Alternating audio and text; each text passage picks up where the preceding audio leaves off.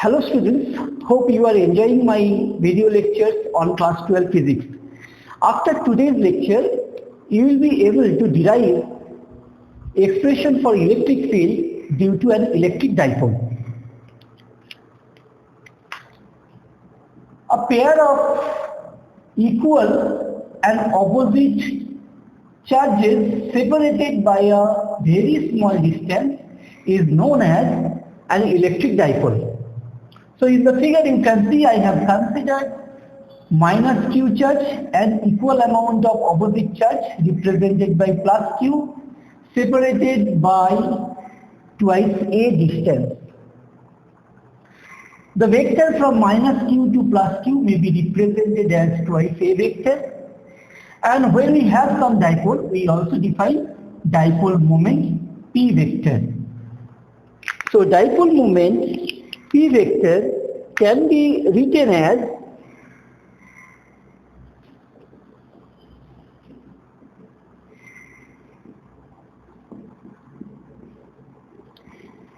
any one of the charges multiplied by the vector from minus q to plus q, and this vector is always directed from minus q to plus q.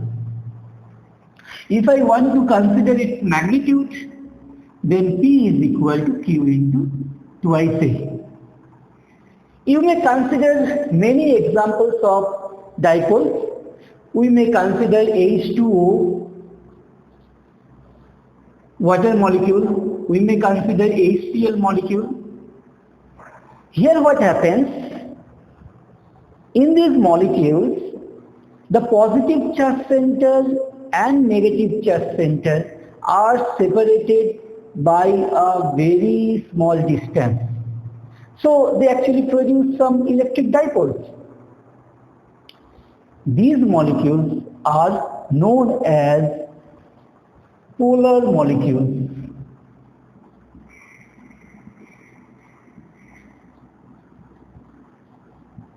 So polar molecules have permanent dipole moment.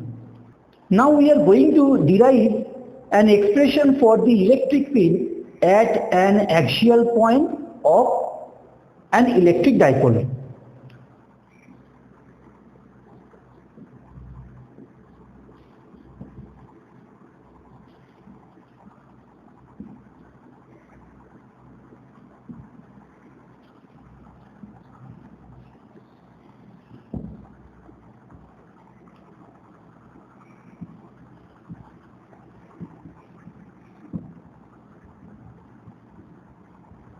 This position is also known as end-on position.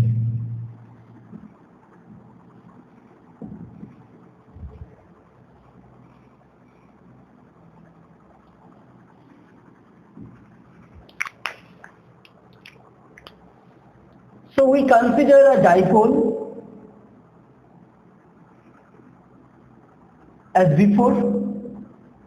We have minus q and plus q charges. These two are separated by twice a distance. The center of this dipole is represented by O. You consider an axial point P which is at a distance r from the center of the dipole. So you can easily say that minus q charge is at a distance of r plus a from this point P, and the separation between plus q and p is r minus a.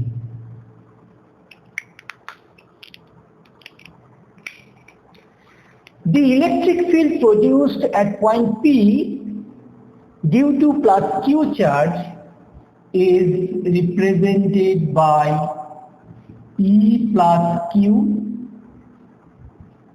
It is a force of repulsion because you need to consider a unit positive test charge at point P. So that is why it is directed outward. That means from O to P.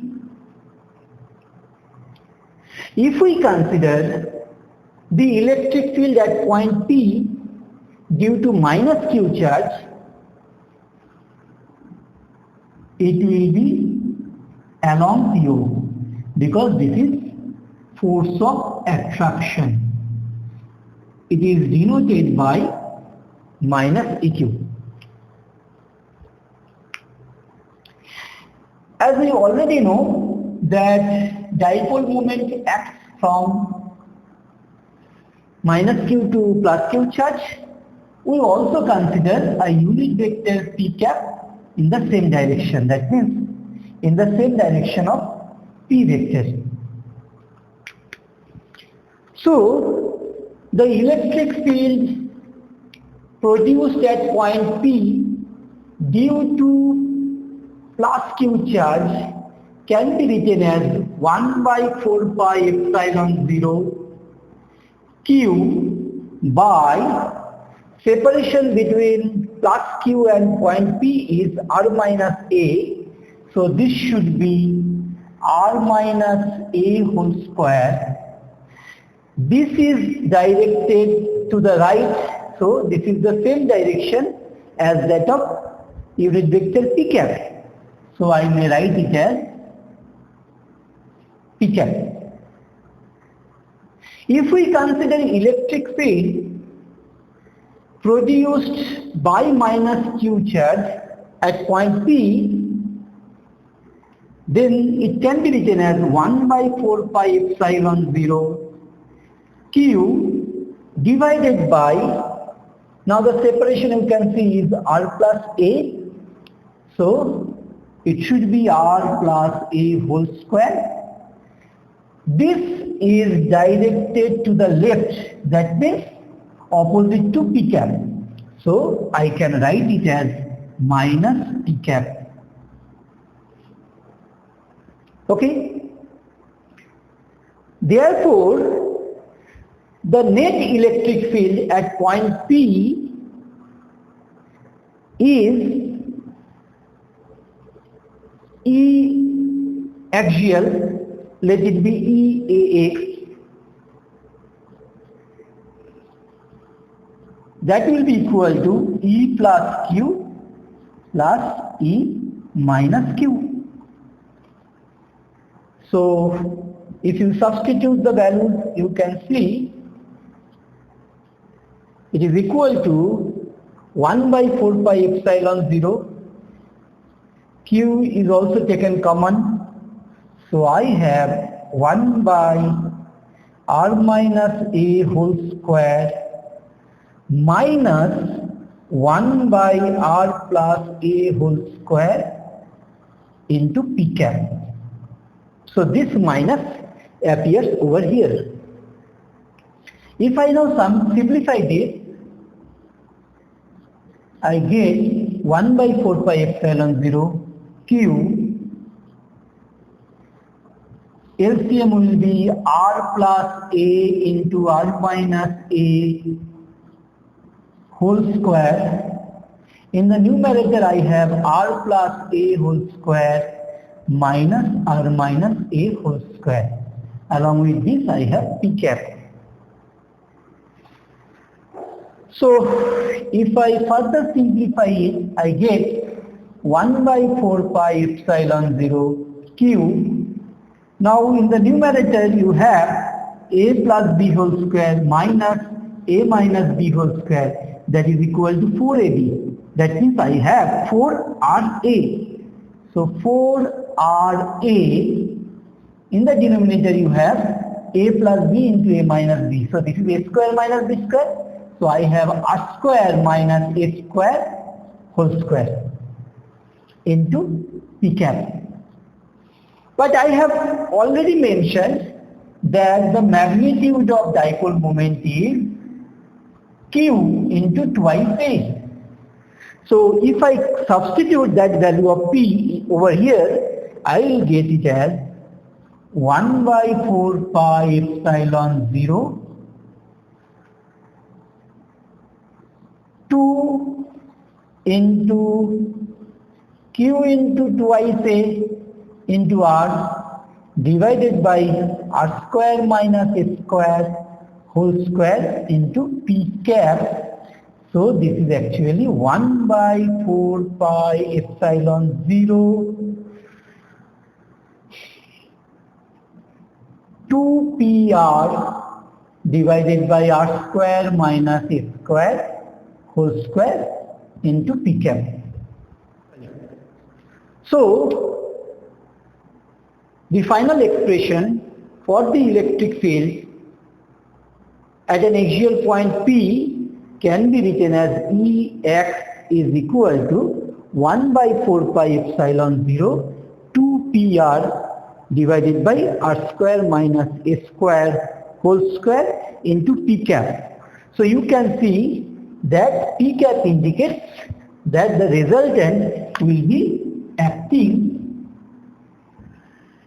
in this direction. This is obvious because plus Q charge is more closer to point P than minus Q. So this plus Q charge will have greater effect at point P, and that is why the resultant is in the outward direction. If I consider a special case where you have R to be much greater than A, this distance is much greater than the length of the dipole itself.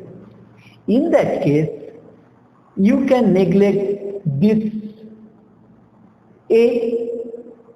So you have E axial is equal to 1 by 4 pi epsilon 0 2 PR divided by R to the power 4 P cap, and you can rewrite this as 1 by 4 pi epsilon 0 2 P by R cube into P cap.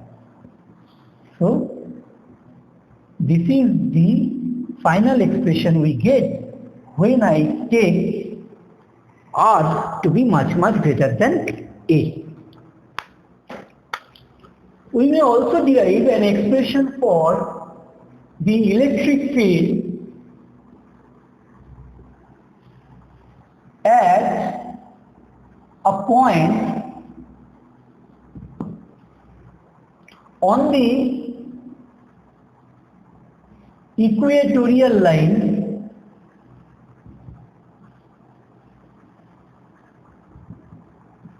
of an electric dipole.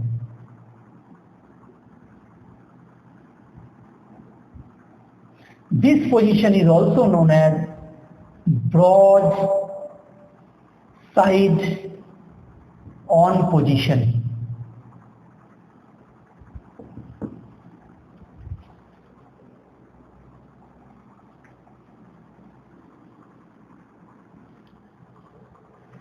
So I consider minus Q charge and plus Q charge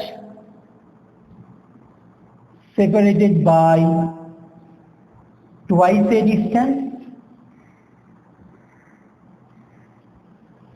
This point is denoted by A, this point is denoted by B. Dipole moment P vector is always directed from minus Q to plus Q charge. I also consider a unit vector in the direction of dipole moment. The center of this dipole is O.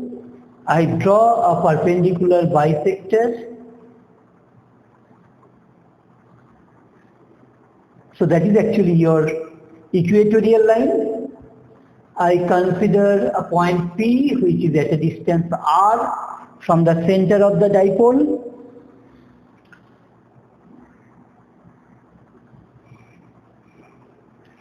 We can calculate the separation of point P from point A and B as well.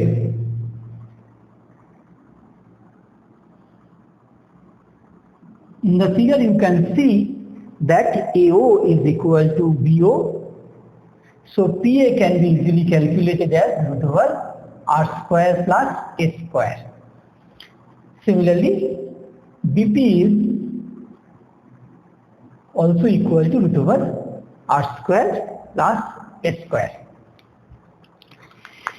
If I now consider the electric field at point P due to plus Q charge at point B, this will act in the outward direction. Let it be E plus Q. So, the expression of the magnitude of E plus Q can be written as 1 by 4 pi epsilon 0 Q by, separation is root over R square plus S square, so this should be R square plus S square, square root of this,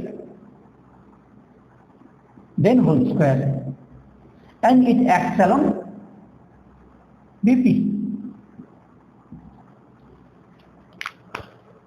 If we consider the electric field at point P due to minus Q charge at point A, it will now act along PA because this is force of attraction.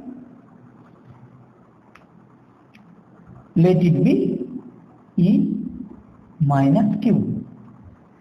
So I can also calculate the magnitude of E minus Q as 1 by 4 pi epsilon 0 Q by square root of R square plus S square whole square. It acts along PA. So you can easily see that magnitude of E plus Q and E minus Q is the same.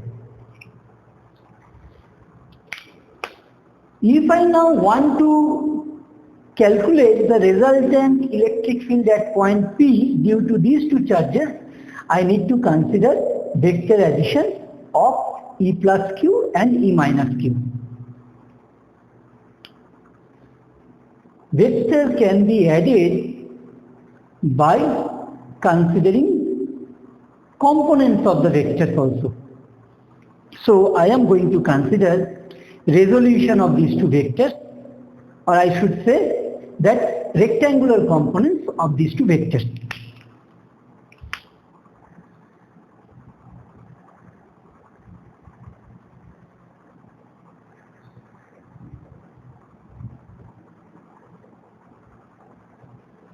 In the figure you can see that if this angle is theta, this angle is also theta. This is actually an isosceles triangle, so this angle is theta. If this is theta, this is also theta. So I may consider component of E plus Q in the horizontal direction and in the vertical direction. You can see that this base by hypotenuse is equal to cos theta. So this base must be equal to hypotenuse into cos theta. So this component should be E plus Q cos theta. This perpendicular by hypotenuse is equal to sin theta.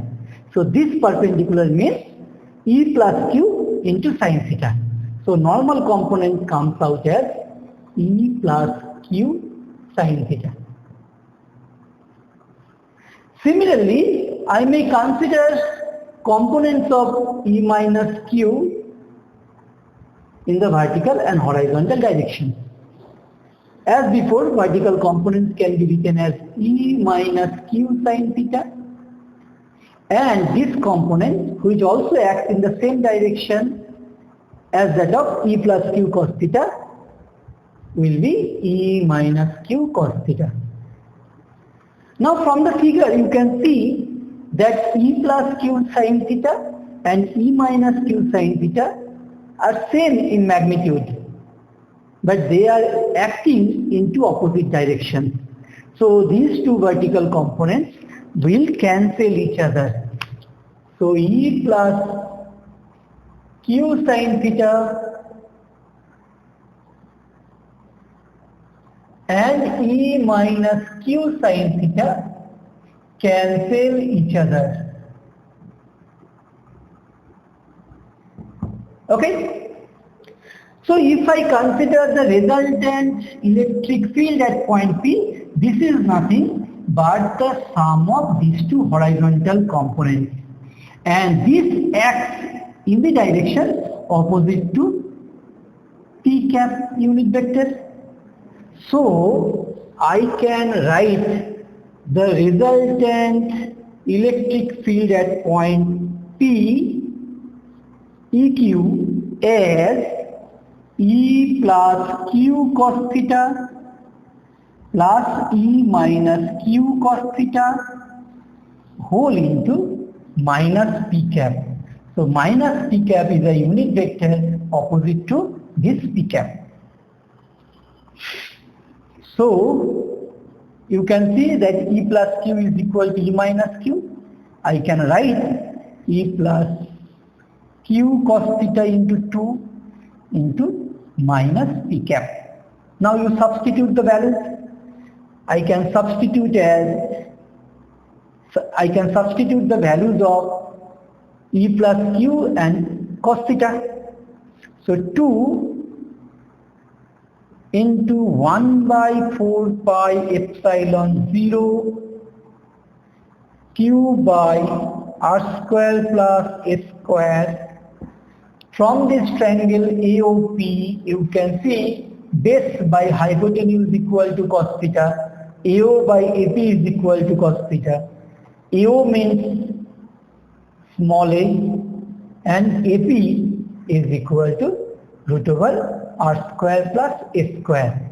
Along with this you have minus P cap. So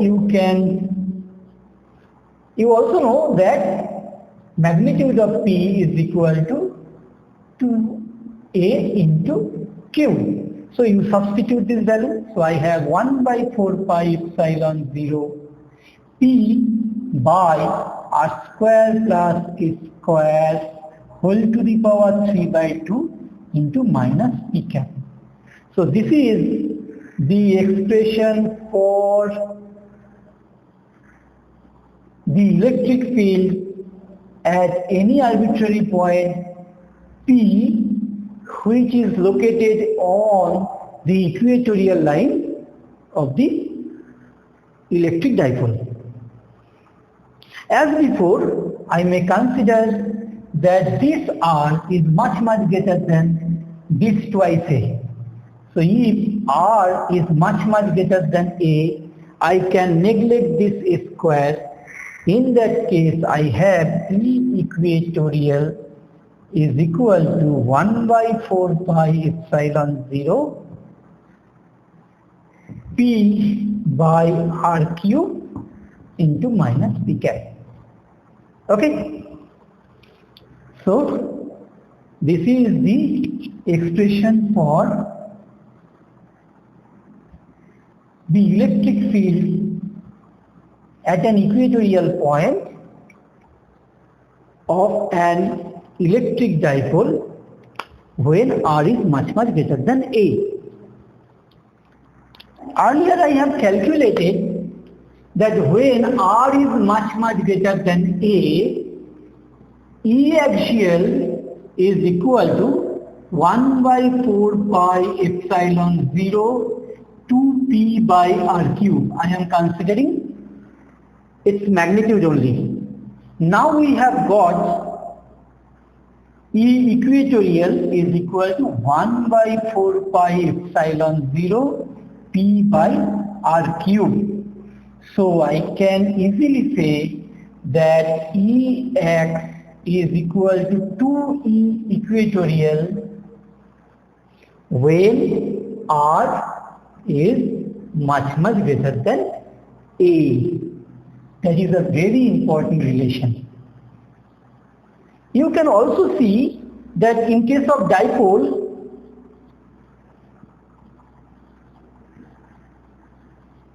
electric field E is proportional to 1 by r cube.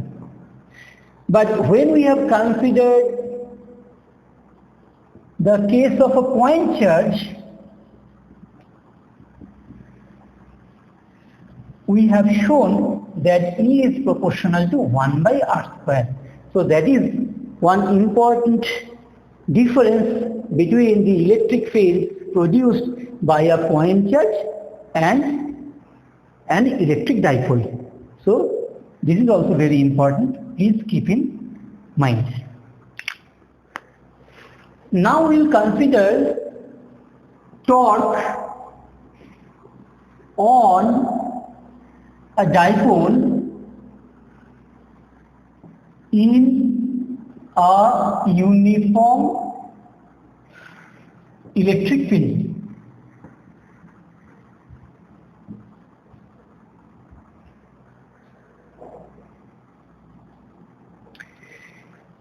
Later I will discuss that the uniform electric field lines will be represented by equispaced parallel lines like this.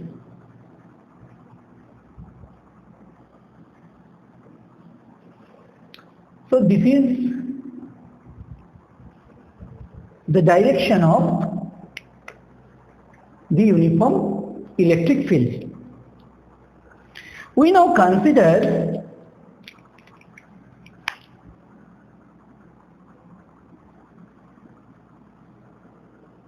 a dipole placed in this uniform electric field, which is making an angle theta with the direction of electric field. As you know that the dipole moment always acts from minus q to plus q, and separation between minus q and plus q is twice a. When this electric dipole is placed in the uniform electric field, this plus q will experience a force QE in this direction. When I draw an electric field in this way, it means that its positive charge is on the left hand side and negative charge is on the right hand side. So this plus q charge will experience a force to the right, whereas this minus q charge will experience a force minus QE to the right.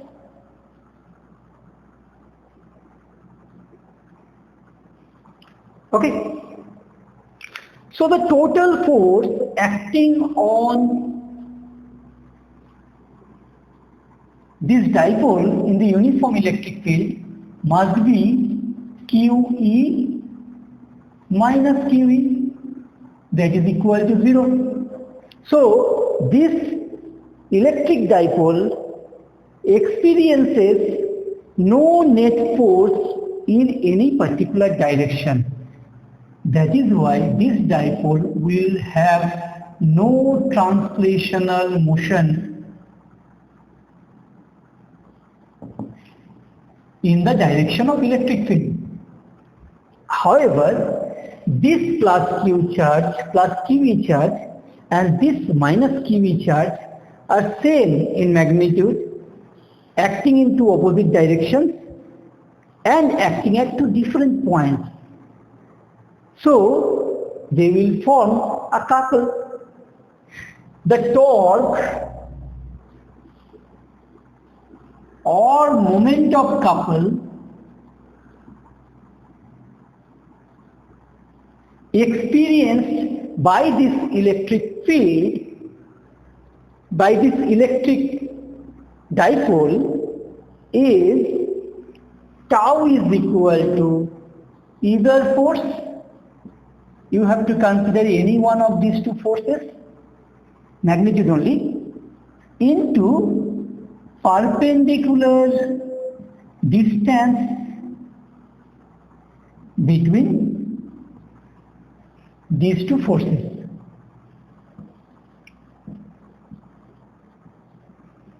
So let us now consider the perpendicular distance between these two forces. If this angle is theta, this is also theta. So this is your perpendicular. Perpendicular by hypotenuse is equal to sin theta. So perpendicular is equal to twice a sin theta. So I can write it as QE, I am considering magnitude of any one of these two forces multiplied by 2a sin theta. We have already mentioned that P is equal to Q into twice A. So I may write it as PE sin theta. So this is the magnitude of torque. But torque is a vector quantity. In vector notation, this torque should be represented as P cross E. So I got the vector notation of torque, which is tau is equal to P cross E.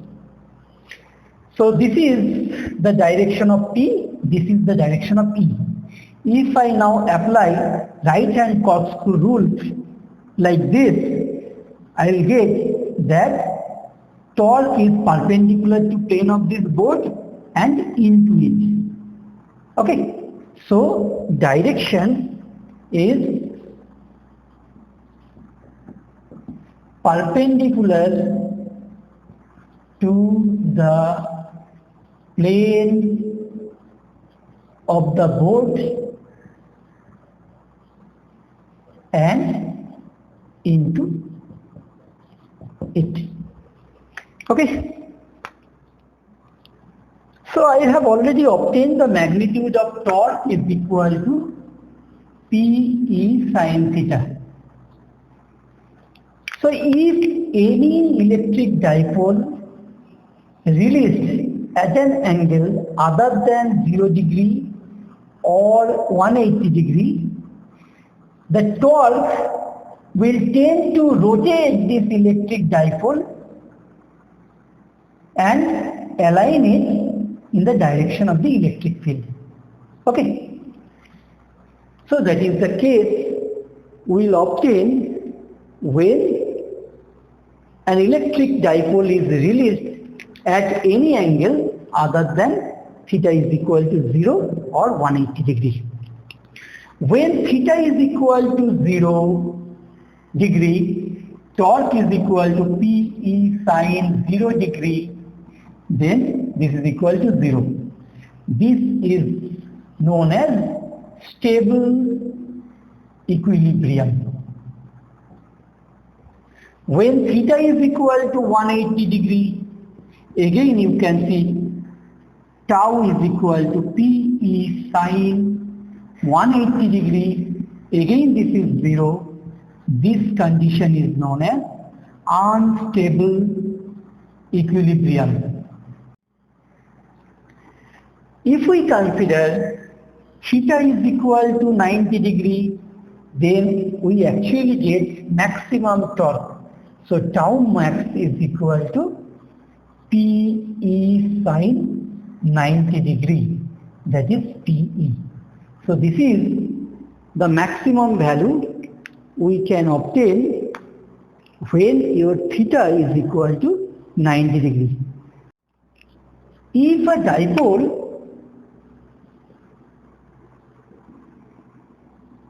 is placed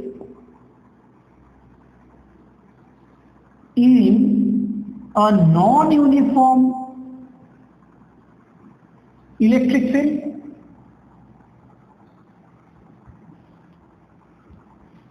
in that case there will be some resultant force acting on the electric dipole. So, in that case, both translational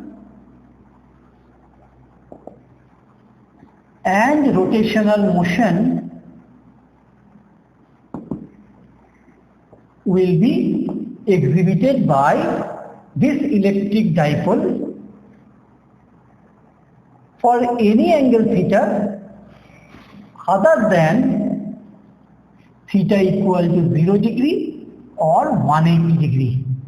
When theta is equal to 0 degree or 180 degree, it will be having only translational motion. Finally, we consider the physical significance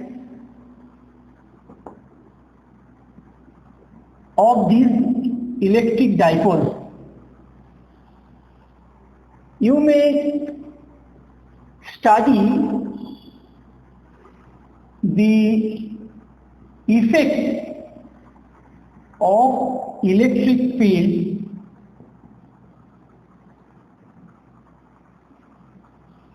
on insulators. Okay, we may also consider it to study the radiation energy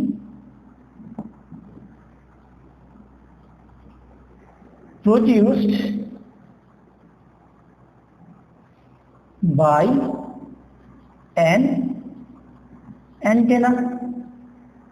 Also, there will be some effect of electric field on polar and non-polar molecules in chemistry.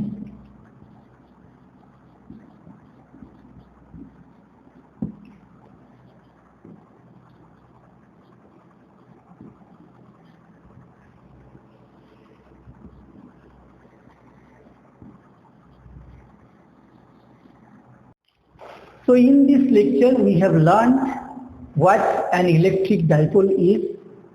We have obtained the expressions for the electric field at an axial point, at an equatorial point of an electric dipole. We considered the torque acting on an electric dipole in a uniform electric field. We also considered the physical significance of electric dipole. Thank you.